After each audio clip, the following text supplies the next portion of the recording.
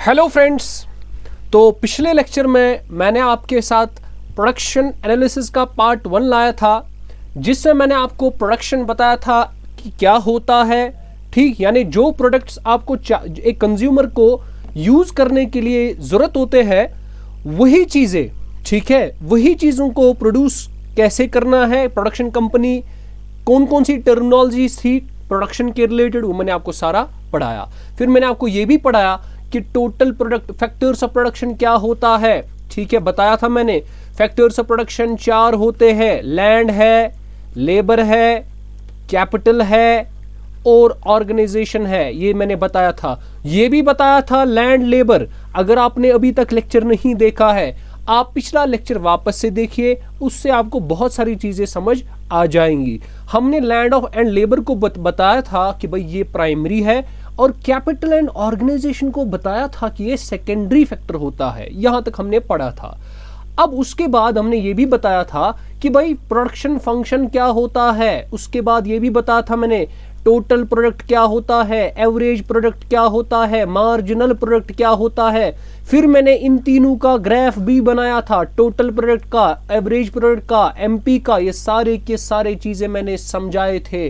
और लास्ट में मैंने एक चीज बताया था, वो इस ग्राफ में मैंने समझाया था। ये मैं वापस रिपीट करूंगा, क्यों, मुझे यहां पे एक इंपॉर्टेंट चीज बतानी है। तो सबसे पहले हम क्या करेंगे काम, हमने कल भी बोला, ये जो आपका ग्राफ है बेटा, ये 3 जगह पे डिवाइड हो रहा है, 3 रीजन्स में डिवाइड हो रहा है। इसका मतलब 3 फेजेस है।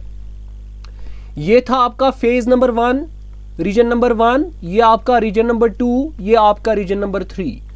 ठीक है, मैं रिवाइज करवा रहा हूं, मैंने कल क्या पढ़ाया था। ये मार्जिनल प्रोडक्ट का ग्राफ है। देखिए, जितना जितना जब आपका मार्जिनल प्रोडक्ट पहले राइज होता है टू मैक्सिमम, यानी आपका यहां से यहां से यहां से यहां से यहां से राइज हो गया, राइज हो गया, राइज हो गया, मैक्सिमम हो गया राइज।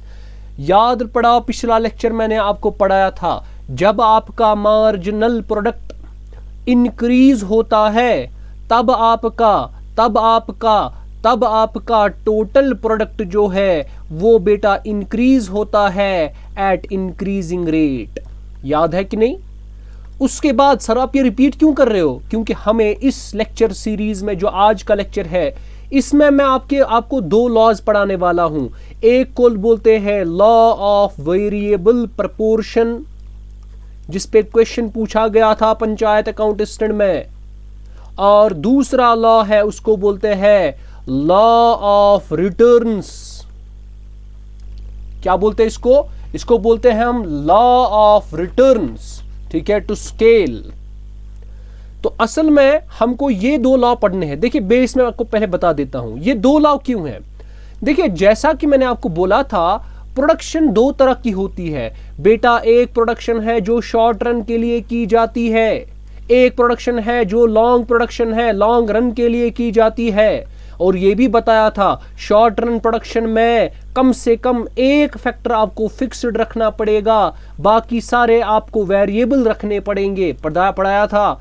और ये भी बताया था, लॉन्ग रन जो है, लॉन्ग रन प्रोडक्शन, उसमें आपको सारे के सारे ऑल वेरिएबल आपको फैक्टर्स होते हैं। तो जितने भी फैक्टर्स होते हैं वो क्या होते हैं? वेरिएबल होते हैं। तो जब आपके पास प्रोडक्शन डिफरेंट है, वेरिएबल्स में आपने किसी को फिक्स कर लिया, किसी को नहीं कर लिया, तो ये शॉर्ट बन गया। अब जब सभी वेरिएबल्स को, सभी फैक्टर्स को वेरिएबल कर रहे हो, तो वो लॉन्ग रन बनेगा। तो जो laws in short run production में चलता है उसको बोलते हैं लॉ ऑफ वेरिएबल प्रोडक्शन। जो लॉ लॉन्ग रन प्रोडक्शन में वैलिड होता है उसको बोलते हैं law of returns to scale. दोनों लॉ इसी लेक्चर में, अगर आप चाहते हो ये दोनों लॉज आपको अच्छे से आने चाहिए, आपको इस लेक्चर को अच्छे से देखना है। मैं इन दोनों लॉज को बिल्कुल डिटेल से पढ़ाने वाला हूं। एक्चुअली ये जो लॉ ऑफ वेरिएबल प्रोपोर्शन है, ये मैंने कल के क्लास के लास्ट पे बहुत बार रिपीट किया, एक बार और मैं रिपीट करना चाहता हूं। ठीक है, तो चलिए इसको हम रिपीट वापस कर लेते हैं। तो हमने क्या बोला था, पहले हम इसको इरेज करते हैं।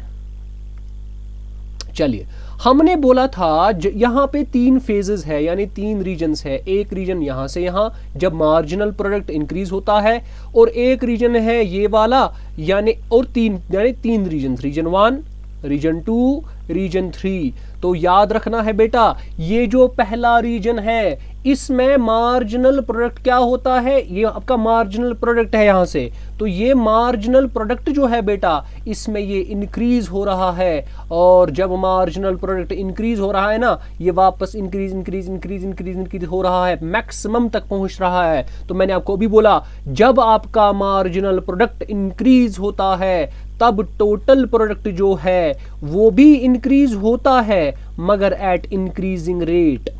ठीक है, ये मैंने आपको कल ही बताया था।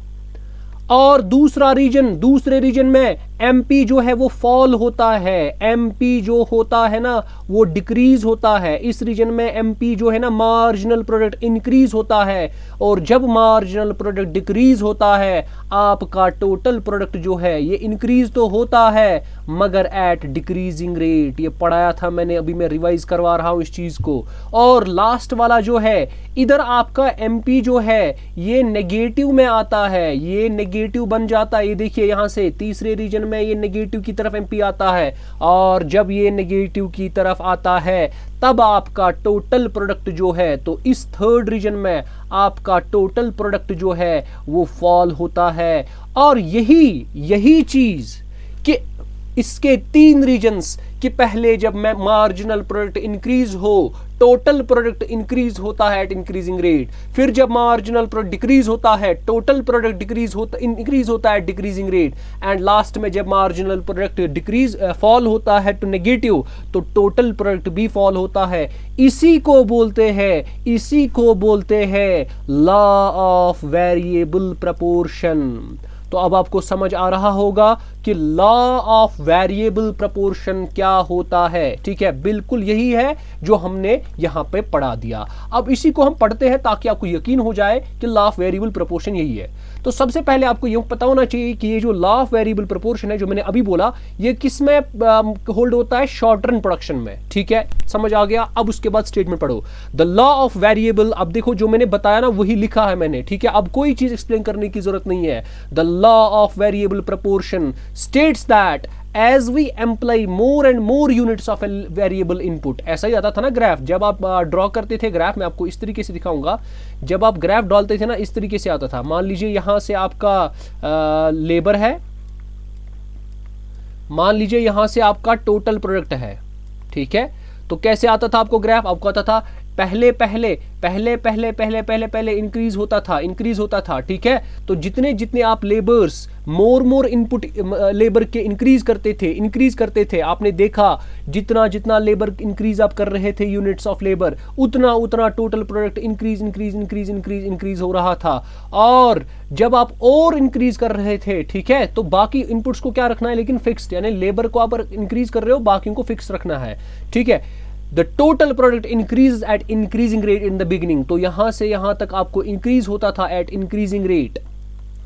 ठीक है, ये टोटल प्रोडक्ट की बात हो रही है।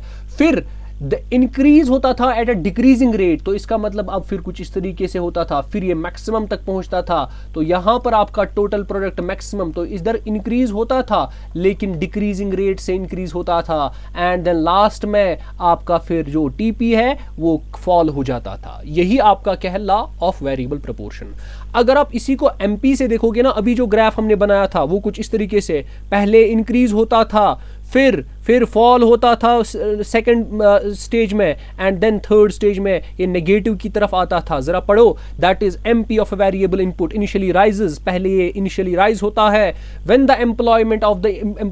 The level of employment of the input is low, जब आपने लेबर कम दी है, जब आप इसको लेबर ज्यादा देते हो तो ये बढ़ता है। ठीक है, मगर ये उसके बाद क्या होता है काम, ये फॉल भी होता है। ठीक है, मार्जिनल प्रोडक्ट फॉल भी होता है। ये क्यों होता है फॉल, यहां पे इंक्रीज क्यों होता है, ये मैं आपको पढ़ाऊंगा अभी। ठीक है, रीजंस में बताऊंगा, लेकिन पहले समझो। तो मार्जिनल प्रोडक्ट पहले इंक्रीज होता है, मैक्सिमम तक पहुंचता है, एंड देन उसके बाद आपको यहां से यहां तक के नीचे डिक्रीज होता है, एंड देन ये नेगेटिव बनता है। यही आपका लॉ ऑफ वेरिएबल प्रपोर्शन है।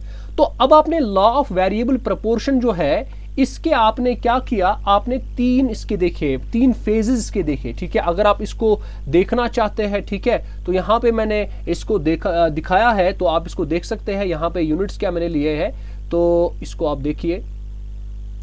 यहां पे अगर आप देख सकते हैं बेटा, यहां पे अच्छा सबसे पहले एजम्पशंस क्या रखने हैं आपको, जो लॉ के कुछ एजम्पशंस है। सबसे पहले जो टेक्नोलॉजी है वो चेंज नहीं होती है, वो सेम ही रहती है, ठीक है। और दूसरा चीज, all the units of labour, ये जैसे आप बोलते हो ना 0 से 1 यूनिट इंक्रीज किया, 1 से 2, जो पोटेंशियल इस यूनिट में इंक्रीज करने से इंक्रीज प्रोडक्ट हो गया, और जो पोटेंशियल इस लेबर में था कि इसने कितने प्रोडक्ट्स को इंक्रीज किया, वो इक्वल था, वो होमोजेनस था। ऐसा नहीं कि भाई जो आपने यहां पर लेबर यूज किया और जो जहां पर लेबर यूज किया उन दोनों का पोटेंशियल डिफरेंट था, नहीं। जो यूनिट आप जितने आप यूनिट आप यूज कर रहे हो, हर एक अलग अलग यूनिट का जो पोटेंशियल होता है वो सेम होता है। ये तो प्रैक्टिकली पॉसिबल नहीं है, क्योंकि अलग अलग मजदूर जो होते हैं ना उनकी अलग अलग पोटेंशियल लेवल होती है। लेकिन यहां पे इस लॉ में ये एज्यूम किया गया वो सारे के सारे क्या है, होमोजेनस है। एंड लास्ट वाला जो इंपॉर्टेंट है, there is no change in the price of product. जो प्रोडक्ट हम बना रहे हैं उसमें आप प्राइस में इंक्रीज या डिक्रीज नहीं कर रहे हो। अब देखिए, आपको मैंने कल भी पढ़ाया और पढ़ा रहा हूं। देखिए आपने क्या किया, यहां से आप इनपुट इंक्रीज कर रहे हो 0 से 1। देखो जब इनपुट 0 था आपका टोटल प्रोडक्ट 0 था, मार्जिनल तो पता ही नहीं है, तो इसका मार्जिनल कैसे निकालते हो, टोटल। अच्छा पहले टोटल देखो, अब आपने एक और इंक्रीज किया 1 से 2, 2 से 3, 3 से 4। जब आपने 0 से 1 लिया तो 4 प्रोडक्ट्स बन गए। 1 से 2 लेबर यूनिट्स इंक्रीज किए तो 14 टोटल बन गए। इसी तरीके से बनते गए।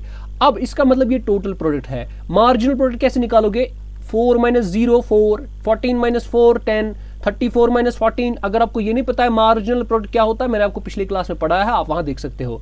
50 - 34, तो ये सारे मार्जिनल प्रोडक्ट है। अब जरा आप देखो क्या मैंने जो बोला क्या वो सही भी है कि नहीं है। चले देखते हैं।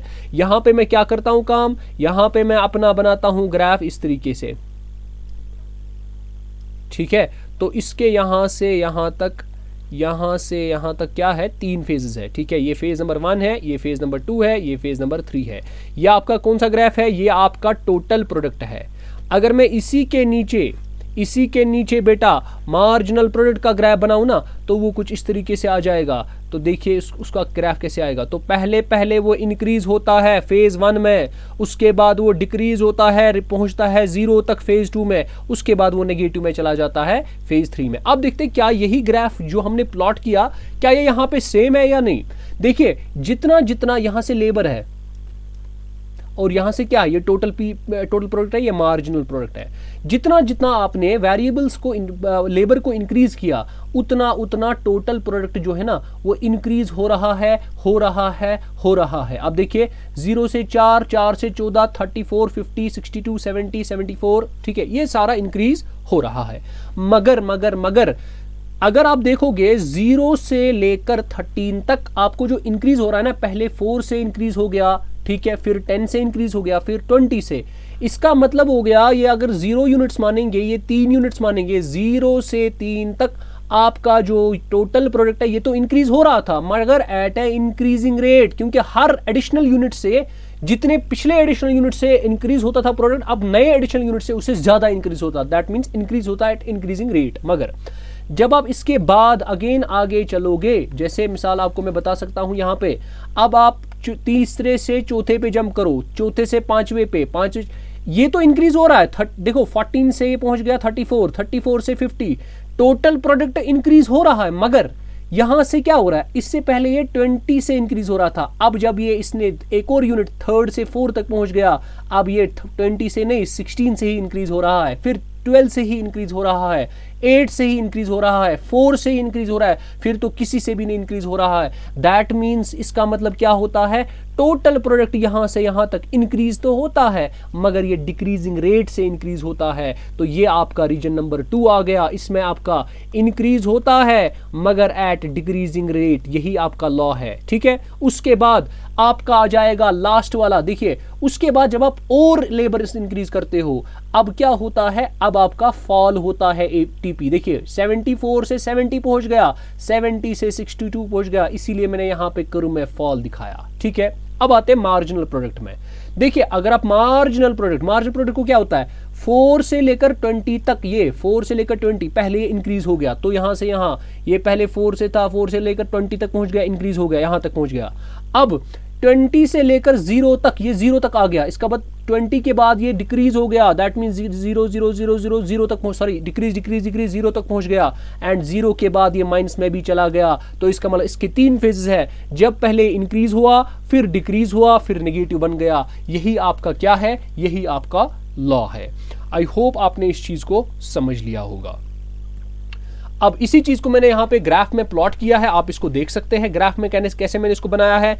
ये आपका टोटल प्रोडक्ट है और ये आपका मार्जिनल प्रोडक्ट है। देखो ये पहला फेज है, ये सेकंड फेज है, ये थर्ड फेज में है।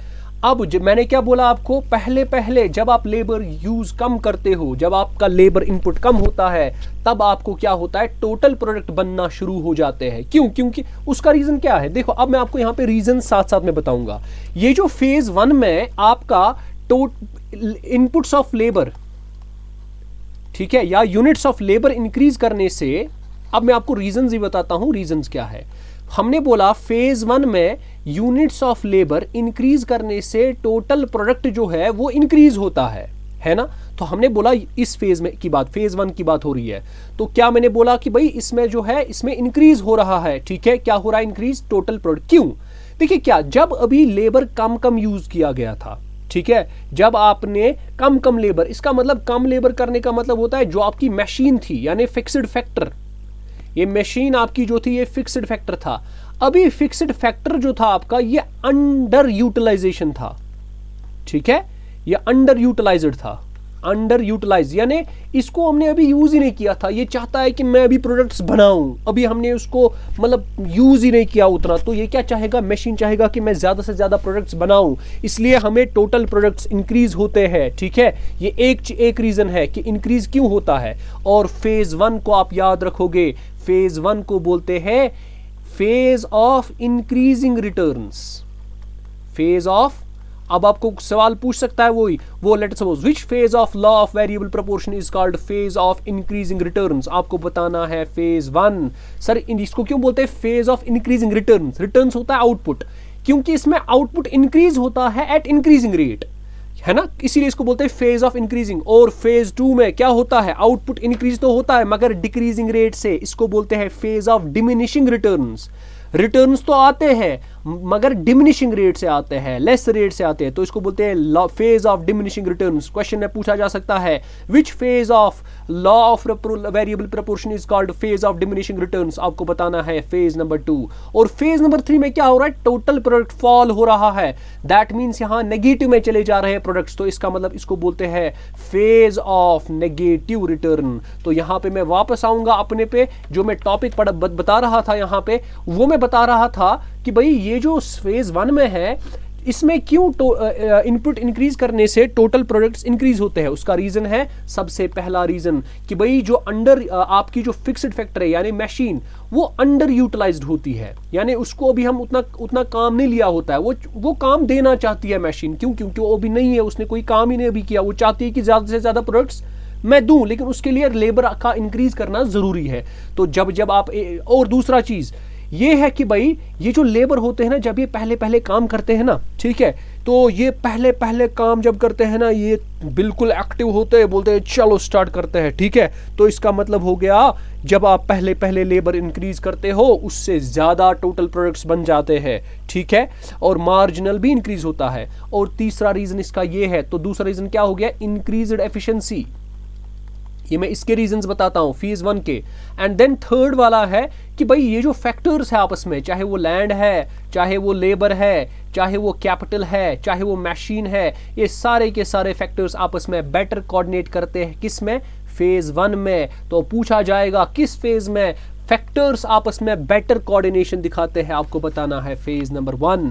अब फेज नंबर 2 का सुन लो।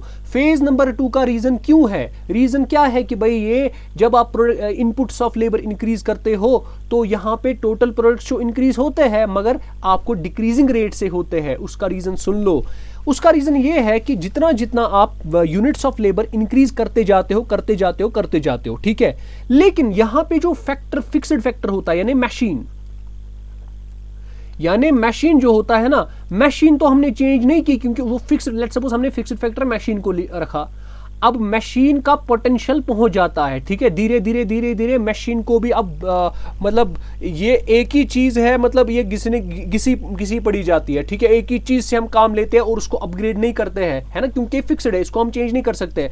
तो जब मशीन हमारी फिक्स्ड है, जब आप लेबर्स को इंक्रीज करते हो ना, अब लेबर इंक्रीज करने से कुछ नहीं होगा, क्यों? क्योंकि आपको मशीन ही बेचारी कमजोर है, ठीक है। जैसे मैं मिसाल के तौर पर आपको बताऊंगा, आपके पास घर में प्रिंटर होता है जो आप घर के लिए यूज करते हो, ठीक है। अगर आप उसी से प्रिंट निकालोगे ना, आपको लेट अस सपोज 20 पेज निकलेंगे, या सपोज आपको 2 पेज निकलेंगे पर मिनट, ठीक है।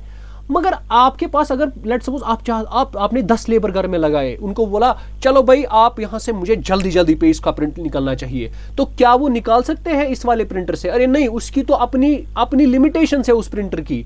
आप प्रिंटर भी तो चेंज नहीं कर रहे हो, उसको बोल रहे हो इसी प्रिंटर से निकालना है। तो लेकिन जो फोटोस्टैट वाला होता है, जिसको फोटोस्टैट वाली की मशीन होती है, वो 1 लाख 2 लाख रुपए में होती है, उसमें क्या होता है, उसमें कैपेसिटी होता है कि वो 50 पेज भी 1 मिनट में निकाल सकता है। तो अगर आप वहां लेबर लगाने की कोशिश करोगे ना, वहां से थोड़ा इंक्रीज हो सकता है, लेकिन यहां पर आपकी मशीन ही वही है कि जहां पर आप कुछ नहीं कर सकते हो। तो इसका मतलब अब मशीन पर असर आएगा, क्योंकि आपका मशीन ये आपने रखा है फिक्स्ड फैक्टर। तो फिक्स्ड फैक्टर की वजह से जो फिक्स्ड फैक्टर होता है, अब उसने अपना काम मतलब फुल कर दिया, वो आहिस्ता आहिस्ता आहिस्ता आहिस्ता अपना काम करते जा रहा है एंड एक पॉइंट आता है यहां पर, अब वो एक्सेसिवली यूटिलाइज होता है, यानी वो सारा यूटिलाइज होता है, उसमें वेयर टेयर होता है, यानी वो कट जाता है, उसमें एफिशिएंसी लूज होती है मशीन में। अब चाहिए तो था ये कि हम मशीन को चेंज करते, मगर क्योंकि हमने मशीन को फिक्स्ड रखा है, हम चेंज नहीं कर सकते, इसीलिए हमारा जो इसको क्या बोलते हैं टोटल प्रोडक्ट है, वो तो बनते हैं, इंक्रीज होते हैं, मगर वो डिक्रीजिंग रेट से बनते हैं। जब वो यहां पर पहुंचता है इस पॉइंट पर, जो आपका फिक्स्ड फैक्टर होता है, उसमें वेयर एंड टेयर की वजह से एफिशिएंसी लूज हो जाती है, ठीक है। अब बेचारी वो उधर इधर करती है। अगर उससे प्रिंट करोगे ना आप, मिसाल आप प्रिंटर की ही बात लीजिए, यहां तक तो प्रिंट निकाल रहा था, लेकिन इधर तक जब उसने प्रिंट किया ना, बेचारा थक गया, उसके मशीन उसके सारे जो पार्ट्स थे ना, उधर इधर उसका हो गया, कुछ टूट गया, कुछ ऐसा बिखर गया, ऐसा हो गया, वैसा हो गया। अब जब इसके बाद और भी आप प्रिंट निकालने शुरू कर दोगे ना, आपके प्रिंट ही खराब हो जाएंगे। दैट मींस आपके टोटल प्रोडक्ट्स डिक्रीज होते जाएंगे, ठीक है। आपको टोटल प्रोडक्ट्स क्या हो जाएंगे, डिक्रीज हो जाएंगे। तो इसीलिए आपको याद रखना है, फेज 2 में ये जो इंक्रीज होता है एट डिक्रीजिंग रेट, उसका रीजन ये है कि भाई आपका जो फिक्स्ड फैक्टर होता है वो अब यूटिलाइज होता है ज्यादा से ज्यादा, उसको ज्यादा से ज्यादा हमने काम लिया, ठीक है। तो यहां पे ये रीजन है। और दूसरा रीजन ये भी है कि भाई अब जो आपके पास फैक्टर्स है ना, क्योंकि अब इन्होंने काम किया, अब ये कोऑर्डिनेट नहीं कर पा रहे हैं एक दूसरे के साथ, तो यहां पे poor coordination between the factors भी एक रीजन बन सकता है। और दूसरा चीज ये भी रीजन बन सकता है कि भाई फेज 2 में इंक्रीज क्यों होता है एट डिक्रीजिंग रेट, उसका ये रीजन है कि भाई ये जो आपके पास फैक्टर्स ऑफ प्रोडक्शन होते हैं, दैट मींस लैंड, मान लीजिए कैपिटल हम मान लेते हैं, अभी कैपिटल है, लेबर है, मशीन है, ठीक है, ये सारी चीजें, ये जो फैक्टर्स आपने यूज किए हैं ना, ये एक दूसरे के सब्स्टिट्यूट्स परफेक्ट नहीं होते हैं, ठीक है। ये एक दूसरे के परफेक्ट सब्स्टिट्यूट्स नहीं होते हैं। यानी आप अगर चाहते हो ना, लेट सपोज आपने कैपिटल कितना भी लगा दिया, मगर अगर आपके पास लेबर नहीं होगा, लेबर कैपिटल को सब्स्टिट्यूट नहीं कर सकता, कैपिटल लेबर को सब्स्टिट्यूट नहीं कर सकता। तो जब आप ऐसी बात यहां पे है, जब आप मशीन को एक ही रख रहे हो, लेकिन यहां से लेबर इंक्रीज करते जा रहे हो, तो मशीन तो वही है ना, लेबर मशीन को तो सब्स्टिट्यूट नहीं कर सकता है, मशीन का अपना काम है, लेबर का अपना काम है। वो भी एक रीजन है यहां पे कि ये क्यों इंक्रीज होता है फेज 2 में at a decreasing rate. And then उसके बाद आपका आता है फेज नंबर 3।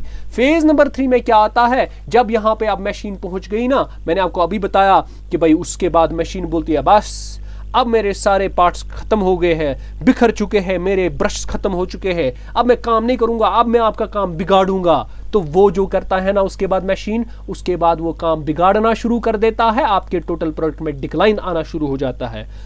अब ये तो था सारा, मैंने आपको बताया कि लॉ ऑफ वेरिएबल प्रोपोर्शन, और याद रखना पंचायत अकाउंटेंट में इस पे क्वेश्चन पूछा गया था और ये आपके लिए इंपॉर्टेंट है, ठीक है। अब देखो, ये तो मैंने इसी में लिखा, आप पीडीएफ ले सकते हो, इसको आप पढ़ सकते हो। चलिए, अच्छा, अब आपके पास एक चीज है, उसको बोलते हैं पोस्टपोनमेंट ऑफ लॉ। यानी ये लॉ कभी मतलब इनऑपरेटिव बनता है, ठीक है, कभी ऑपरेट नहीं होता है। कौन कौन सी कंडीशन में?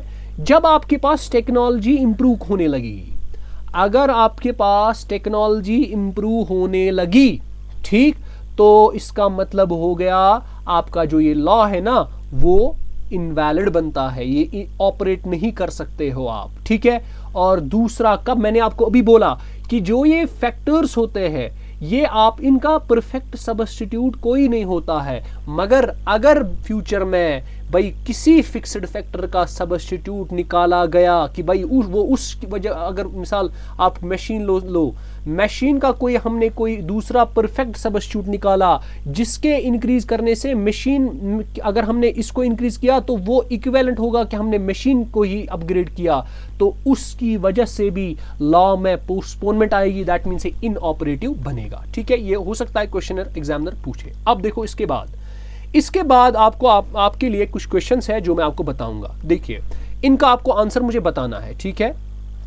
चलिए बताता है, do you agree that TP must decrease in a situation of diminishing returns? मैंने बताया ना आपको टीपी जो है, टीपी अब बताता है सिचुएशन ऑफ डिमिनिशिंग रिटर्न्स। तो इसका मतलब पहले ये बताओ मुझे नीचे कमेंट सेक्शन में, डिमिनिशिंग रिटर्न्स जो होता है ना ये कौन सा फेज होता है, विच फेज इट इज, कौन सा फेज, यहां पे मुझे बताओ नीचे कमेंट सेक्शन। फिर ये भी बताओ क्या डिमिनिशिंग रिटर्न्स में टीपी डिक्रीज होना चाहिए, क्या आप इसके साथ एग्री हो? अगर नहीं हो तो लिखो, अगर जो भी लिखोगे रीजन के साथ लिखना।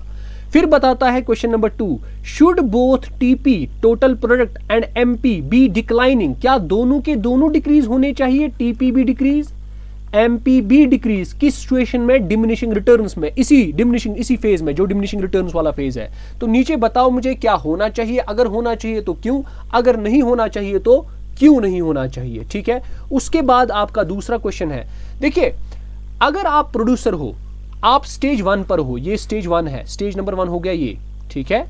फिर यहां से आ गया stage number 2 and then stage number 3। आप स्टेज नंबर 1 में है, 2 में है, 3 में है।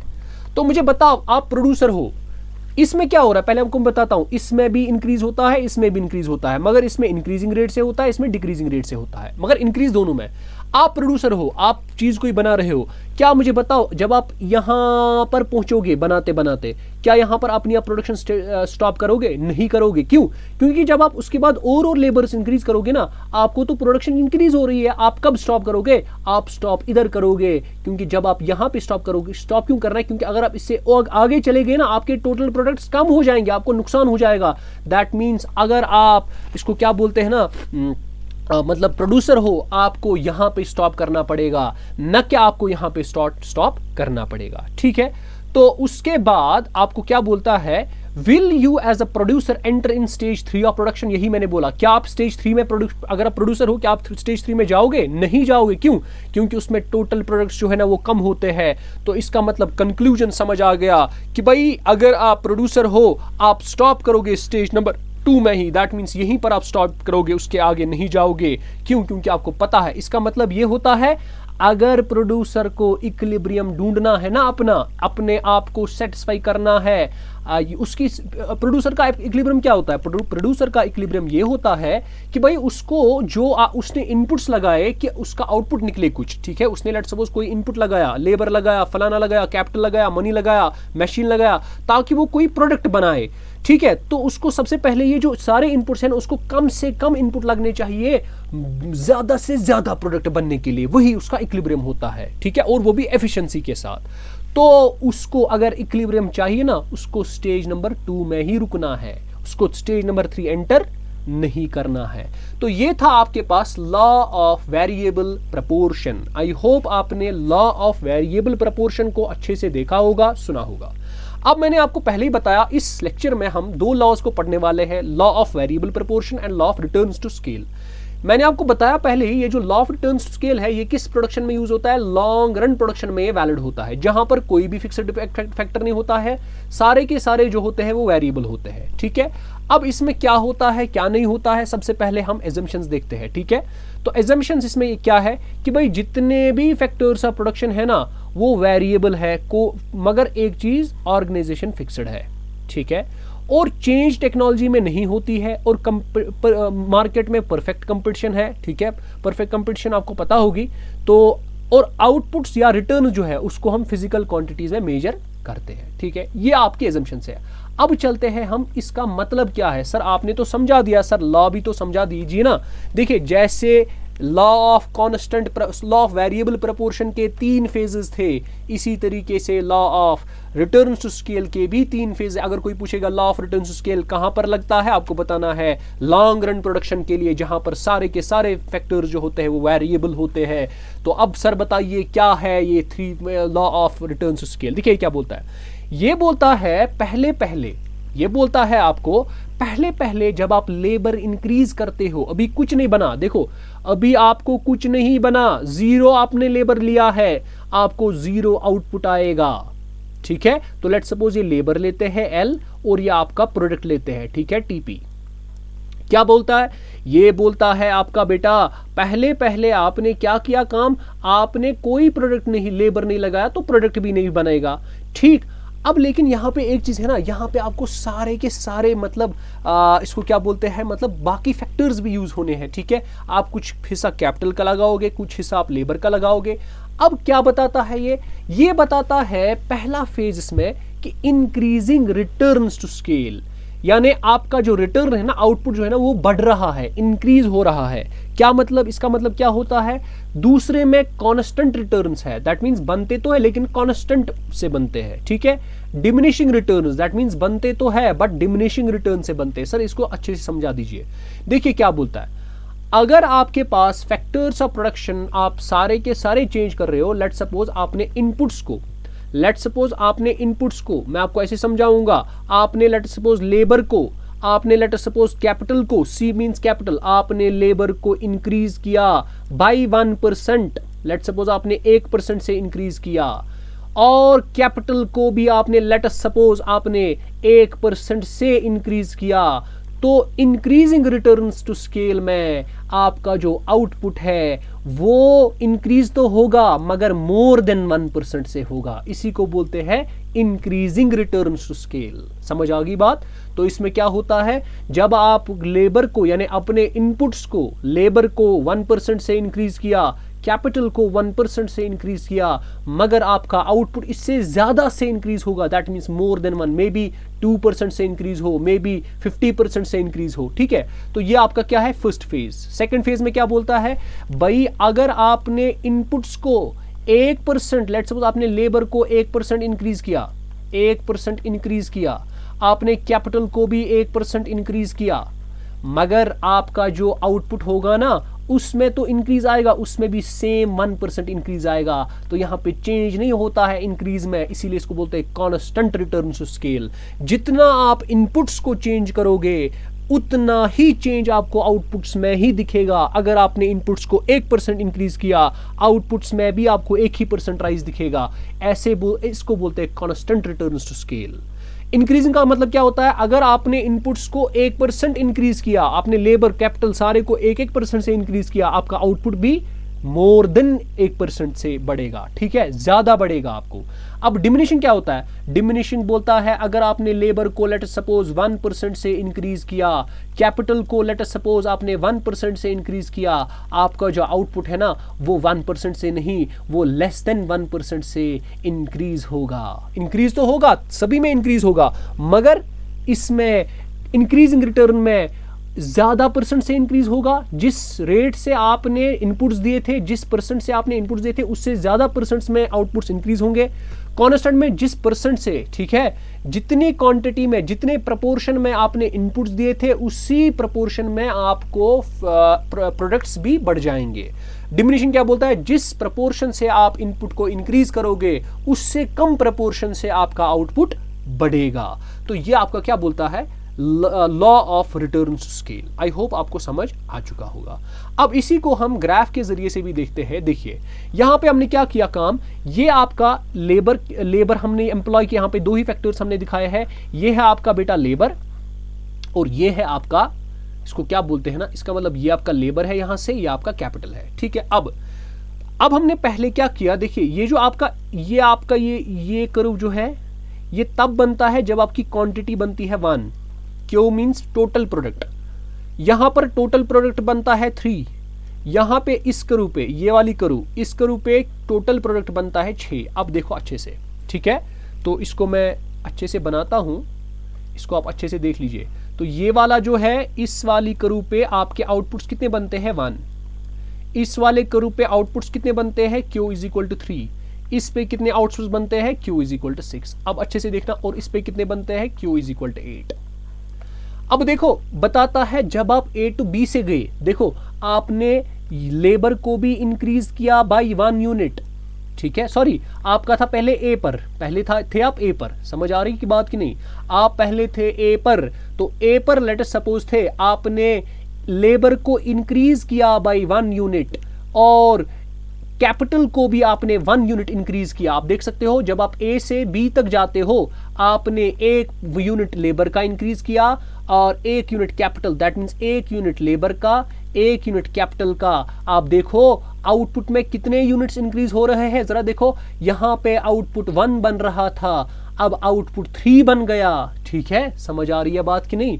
तो यहां पे क्या हो रहा है, यहां पे आपके आउटपुट में जितने क्वांटिटी से, जितने यूनिट से आपने इंक्रीज किया, उससे ज्यादा यूनिट से आपको इंक्रीज हो रहा है। दैट मीन्स यहां पे आपका इंक्रीज तो हो रहा है मगर ज्यादा परसेंट से इंक्रीज हो रहा है, ठीक है। तो ये हो गया आपका पहला, ठीक है।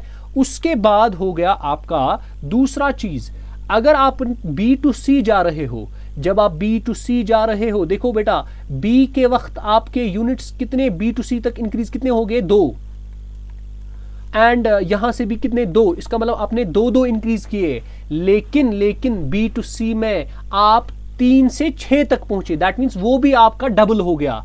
तो आपने क्या किया, 2 से 4 यानी डबल किया, कैपिटल को भी आपने डबल किया, इसको क्या बोलते हैं, लेबर को भी, कैपिटल को भी, और आपका इसको क्या बोलते हैं, रिटर्न्स जो है यानी इन आउटपुट्स जो है वो भी 3 से 6 यानी डबल हो गया। दैट मीन्स एक कांस्टेंट है, B टू C तक कांस्टेंट। अब C से लेकर D तक जाओ, C से लेकर D तक, देखो C से लेकर D तक आपने डबल किया, देखो आपको पहले 4 लेबर्स यूज हो रहे थे, अब आपने 8 इंक्रीज किए, दैट मीन्स आपने डबल किया। इसी तरीके से आपने कैपिटल में भी, अगर आपको पहले इनिशियली यहां पे 4 कैपिटल्स यूज हो रहे थे, अब आपने डबल कैपिटल्स यूज किए, दैट मीन्स 8। अब लेकिन आपने डबल तो किया, ठीक है, मगर आपको यहां पे आउटपुट्स डबल नहीं मिले, मिलने तो चाहिए, अगर डबल होता 6 मल्टीप्लाइड बाई 2 इज 12, यहां पे डबल नहीं, डबल से कम ही हो गया। दैट मीन जितना आपने इंक्रीज किया उससे कम से आपका आउटपुट इंक्रीज हो गया। ये आपका क्या है, ये आपका law of returns to scale बन गया। आई होप आपने चीज़ों को समझा होगा, और अगला लेक्चर जो होगा उसमें हम इंशाल्लाह ये बताएंगे कि भाई प्रोड्यूसर, देखिए आपने पढ़ा एज अ कंज्यूमर, अगर आपको कोई प्रोडक्ट लेना है, आप एक प्रोडक्ट को कितना लोगे, कैसे लोगे, कौन सा प्रोडक्ट लोगे, कौन सा नहीं लोगे, फिर कितना लोगे, यानी एक शॉर्ट में कंज्यूमर का इक्विलिब्रियम कैसे आता है, वो मैंने आपको पढ़ाया था, कंज्यूमर्स इक्विलिब्रियम मैंने आपको बढ़ाया था। वो एक तो होता था वो टोटल यूटिलिटी अप्रोच से, और दूसरा होता था आपका इंडिफरेंस कर्व टेक्निक से, ठीक है, मैंने आपको दोनों पढ़ाए। तो अब हमें नेक्स्ट टॉपिक में पढ़ना पड़ेगा कि भाई अगर इसी तरीके से, जो हम कंज्यूमर हैं, हमको प्रोडक्ट बनाने हैं, हम लेने हैं, हम कैसे अपने आप को इक्विलिब्रियम में लाए, मतलब कितने प्रोडक्ट्स लाए कि हम इक्विलिब्रियम में आ जाए, ठीक है। तो वो हमें बताता था कंज्यूमर्स इक्विलिब्रियम, इंडिफरेंस कर्व बताता था, टोटल यूटिलिटी अप्रोच बताता था। मगर अब प्रोड्यूसर के लिए ये चीजें तो नहीं आएंगी काम, उसके लिए कोई अलग थ्योरी इकोनॉमिक्स ने बनाई होनी चाहिए, जिससे उसको पता चलेगा कि मुझे कितने प्रोडक्ट्स बनाने हैं लोगों, कंज्यूमर्स के लिए। उसके लिए एक थ्योरी आती है, उसके लिए आपको पढ़ना पड़ेगा आइसो कॉन्ट्स पर आपको पढ़ना पड़ेगा, आइसो कॉन्ट्स, उसके बाद आपको पढ़ना पड़ेगा आइसो कॉस्ट लाइन। जिस तरीके से इसमें होता है ना कंज्यूमर में इंडिफरेंस कर्व, इसी तरीके से प्रोड्यूसर, जैसे मैं आपको बताऊंगा, जैसे इंडिफरेंस, ये इंपॉर्टेंट है, देखो बेटा, जैसे हम कंज्यूमर में पढ़ते थे ना इंडिफरेंस कर्व, कंज्यूमर में पढ़ते थे हम इंडिफरेंस कर्व, इसी तरीके से प्रोड्यूसर में पढ़ा जाता है आइसो कॉन्ट कर्व। जिस तरीके से हम कंज्यूमर्स में पढ़ते थे बजट लाइन, कि इसका बजट कितना है, भाई ये इसका बजट भी देखना है ना कंज्यूमर का, तो वो किसे देखते हैं, बजट लाइन। इसी तरीके से अगर आपको प्रोड्यूसर का बजट देखना है, उसके लिए आपको आता है आइसो कॉस्ट लाइन। फिर आपने देखा होगा इसका इक्विलिब्रियम कैसे होता था। अगर आपके पास ये इंडिफरेंस कर्व है तो आपका जहां पर ये इसको ये टेंजेंट होगा, बजट लाइन जहां पे इसको टेंजेंट होगा वही आपका इक्विलिब्रियम होगा। सेम यहां पर वैसा ही होता है। अगर आपके पास ये आइसोकॉन्ट है और ये आपके पास आइसोकॉस्ट है, सेम वैसा का वैसा। इसका मतलब अगर आपने कंज्यूमर एनालिसिस पढ़ा है, आपको प्रोड्यूसर कंज्यूमर इक्विलिब्रियम अगर आपने पढ़ा है, प्रोड्यूसर इक्विलिब्रियम को समझने में आपको कोई भी प्रॉब्लम होनी नहीं चाहिए।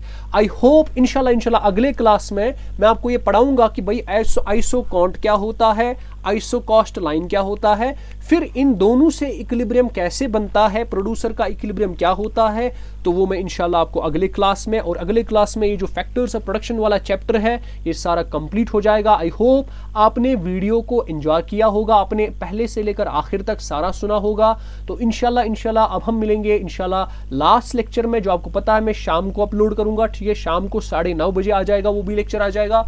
तो बस अगर आप चैनल पे नए हैं आप इसको सब्सक्राइब कीजिए चैनल को, और वीडियो अगर अच्छी लगी तो लाइक भी कीजिए, शेयर भी कीजिए। हम मिलते हैं अगले वीडियो में, तब तक के लिए खुदा हाफिज।